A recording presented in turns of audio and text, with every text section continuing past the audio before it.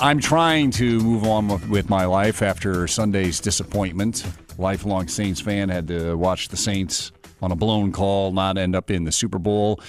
Stan's friend, Dave Wannstedt of the Big Ten Network, also Fox NFL analyst, joining us right now. I'm going to peel the wound off and reopen it here so I can just ask you about it, Coach. He's hurting, Coach. He's hurting. I am hurting.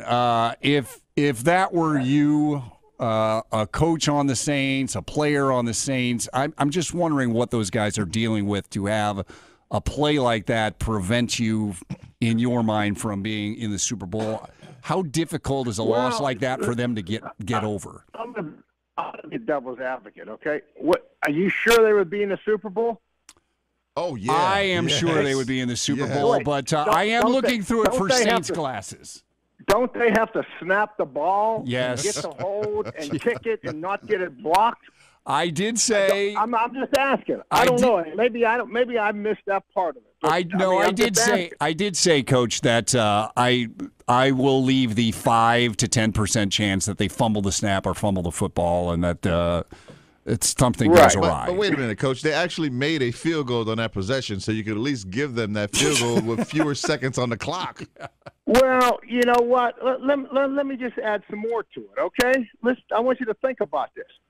Yes, they had a field goal earlier. They had 4 possessions, 4 in the fourth quarter and overtime. Total of 4 possessions. How many touchdowns did they score? I know. How many field goals did they kick? They kicked 1 field goal.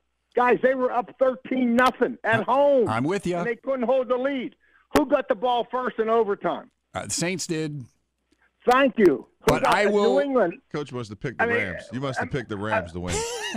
I didn't know. I'm just looking at it from if I'm the head coach. Yeah, the story's going to be the call. It was a blown call. Everybody admits that. But I'm looking at that and saying, what did we get done? Who's the best? One of the best receivers in football, Michael Thomas, right? Thomas, yep. How many yards? How many catches and yards did he have in the game? He only had 3 catches. Yep. To 36 yards. I mean, I can go on, and if I'm the GM, I can be sitting there with Sean Payton and saying, you know what? What happened? We didn't get it done. Okay. So are you okay with the fact that Roger Goodell? No, I'm saying I'm not to cut off, and the only reason I know, I did a couple of radio shows this morning, and everybody acts like that's the only play in the game. That's I mean, a big one, though, wasn't it, Coach? Picture. Wasn't that a real big one, though? Absolutely, it was a real big one. And why'd they throw the ball twice after Ginn made the catch? Now, Stop okay, the clock twice. So take. I mean, there's a lot of coaching things I think that you got to look yourself in the mirror and say, you know what, that was a big one. They took that away from us. But boy, we 4 possessions at home and we get 3 points. I get that. We got a 13-point lead with the crowd, and we can't hold it. So, but I don't know. Take your devil's advocate hat off. If you were a coach on the sideline for New Orleans, what would your response have been in that moment when you didn't see the flag on the carpet? I think I probably would have. I would probably been more emotional than Sean Payton was. You know, I thought he kept it together a lot better than I would have. To be honest with you, I would have probably been out of control. I would have done what he did, immediately called the league after, and then I've had that where you come out and you don't care about the fine or whatever happens. I mean, you just come out right then and say, you know what, they told me they missed the call. End of story. So I thought Sean probably handled it as better than I would have under the circumstances. Okay, so quick question here for you, because Matt and I differ on this. We've been told this week that Roger Goodell actually has the power to either have the game replayed or have the game replayed from that moment when that egregious call was missed. I think he should do it. Matt's on the other side. Where do you fall in line with this? Do you think Roger should actually use the power granted to him to get this right? No, I don't think he can. I mean, logistically, how are you going to do it? I'm with you. And you're going to be into a battle with now you're going to be into a battle with the Rams, and they're going to come out and they're going to talk about all the things that I just did, and it's no, I don't think you can do that. I mean, even though it's You'd probably like to, but I don't know. That's a tough one. I didn't realize he had the authority to do that. I read that this week just like you guys did. Yeah, Coach. And look, I would love for him to do it because I'm a lifelong Saints fan, but you can't do that to the Rams. I mean, the Rams did, they did what a good team, a great team, a championship team does when they got a break. Lesser teams don't take advantage of it. Lesser teams don't get into field goal range and tie the game and then win the game. And they did. So as much as it pains me, I wouldn't want that. I do want to ask you, do you think that this will result in change in terms of replay? And what do you think about that? I think they'll end up obviously letting that official go. He'll lose his job over this, and he should. Okay? I mean, I think that'll happen, and it probably should. Now, on the other side, do I think this will change it? I'm going to say no, because the league's going to come out. Trust me, right now they're in there getting their stats together on how many that they've missed and haven't missed, and they're going to come out with something and protect themselves, I think, on this. But you know where I think change should take place? What happened in the New England-Kansas City game. I mean, they get the ball, right? And Brady gets down and scores, and the game's over, and Kansas City doesn't have a chance. And I'm a defensive guy, and I would argue, well, you got to play defense. You got to stop them. That the Rams or New Orleans had the ball first, and they couldn't score. I get that side of it, but boy, I think you got to give the other team an opportunity. I think that there could be a stronger, easier movement to change the overtime than change the replay thing on pass interference. That's just my opinion, because I don't think that's fair, and it could happen every game. I mean, you get the ball and you don't even get a chance. I mean, that's a tough one. To me, I think that should be changed. Coach, what format would you use if you changed the overtime? Like Stan, yesterday you were saying you just play 15 minutes, and if you're still tied after that, keep going. Or would you just have it, okay, the Patriots just scored there, Kansas City, you have to go down and score, the game's over. How would you handle it? Yeah, you know what? I kind of like Stan's idea. I don't know if I would go 15 minutes. I mean, they could, in a game like that. But I would have a set time and let them go back and forth. And, I think then you would get more aspects of the game involved. I think now you got your chance to get some return stuff. You got maybe a block kick. Maybe someone goes for a fake. I mean, the 2 or 3 possessions back and forth, both coaches, the strategy and things are going to surface a little bit more. From a viewing standpoint and a game standpoint. So I don't know if it'd be 15 minutes, but I got no problem if they said, hey, overtime is 10 minutes or something like that, and we're going to play it, and then if it's tied, we're going to keep playing. You know what? I don't have a problem with that. I think the players, after what happened in that New England game, I know Kansas City would say anything's better. College overtime, anything's better than what that was. Visiting with Dave Wannstedt, Fox NFL analyst, also works with Stan on the Big Ten Network.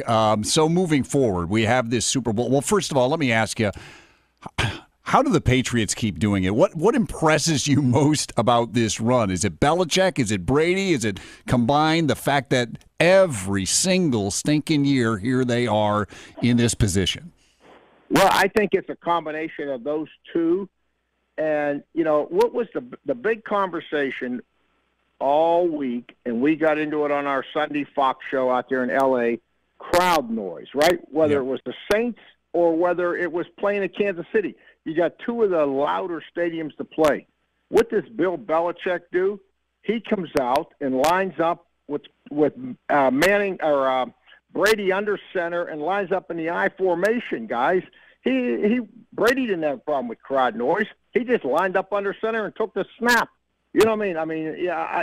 I don't know if these young geniuses now, some of these head coaches, I don't think that's in their DNA to do something like that, And so Belichick, I'm going to give him all the credit. And then a quick story, in not the book, but this to me is so important. And for all the young athletes, or maybe even it relates to business, it probably does. You know, they had a bye. So New England has a week off, a bye. Mm-hmm. What does Tom Brady do on his bye? He flies his throwing coach into New England at his expense, and he goes out on his own time for 2 hours a day, and he said he needed to tighten up his game. And he's out there working on his fundamentals for 3 days on an off week, on a bye week, and he comes out against the top 10 defense, the San Diego Chargers, top 10, and he completes 77% of his passes the week before. That is, to me, how does it get any better than that, right? You got the oldest guy, the best player in the league, and he's flying in, and he's doing extra work because he's not happy with his game, and then perform. I mean, I had quarterbacks. We couldn't complete 77% against nobody.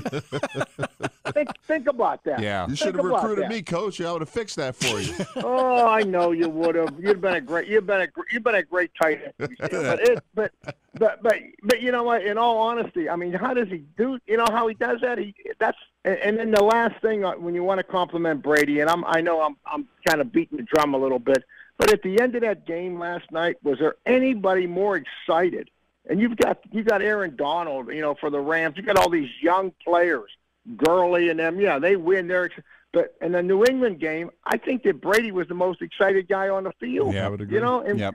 Right, and you see that, and you say, that's good, man. That's what it's all about, you know. Yeah, when you're great, to keep working at your craft to be better and to love the game that much, no doubt about it. Real quick before I let you go, what do you think? Rams, Patriots, who do you like?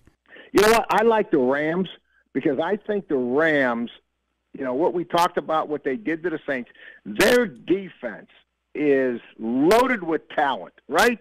I mean, they got Peters and they got Talib at the corners. I mean, Pro Bowl guy. You know, they got Dominic Sue, Aaron Donald, the best defensive player in the year. I mean, they are Mark Barron. They are loaded with talent. They make the trade and get the first-round pick. Help me out here from Jacksonville. The linebacker. Yep. Yeah, he had the best. He got more pressure than anybody. My point is that they're a very temperamental defense, but when you have that much raw talent and you are in a game like this, I've had teams like this at the University of Miami, and when you have guys like this with this much talent and there's a Super Bowl ring on the line, I think the Rams really step up and the ability wins this game. I think the Rams win it. All right. I don't know if you made me feel any better, Coach, but we really appreciate it. Well, I you know what? Probably not. No, Stan, get the guy Diet Coke. It's going to be a hard one to get over. Especially, I actually am rooting for the Rams. I have friends of mine that are Rams fans, but if they're hoisting the trophy, it's probably going to make me feel worse. Because it will. And you know what else happened? Think about that game. Todd Gurley. Right, you know, he plays terrible. He was nothing. 3 passes or 2, right? So he doesn't play. Let me ask you this question. Stan probably knows this better than anybody. When you got a great player like him and Gurley, and he played bad, he was technically on the bench, and now it's the Super Bowl. What kind of effort do you think he's going to give this week? Oh yeah, I think it's going to be phenomenal, right? Yeah. I think this played right into Josh McVay, into his hands. Without motivating the kid, he motivated, and they win the game without him. He's going to want to be a star this week. Yeah. And I'll tell you what, I think the guy, I don't know how good he's going to play, but he is going to give fanatical effort. He's going to be a different guy this week. Yep. It's like he got a reprieve from the governor, and he gets to play again. That's right. Exactly. Hey, Coach Wannstedt, thanks so much. Right, we love your insight and appreciate it very much. Take care.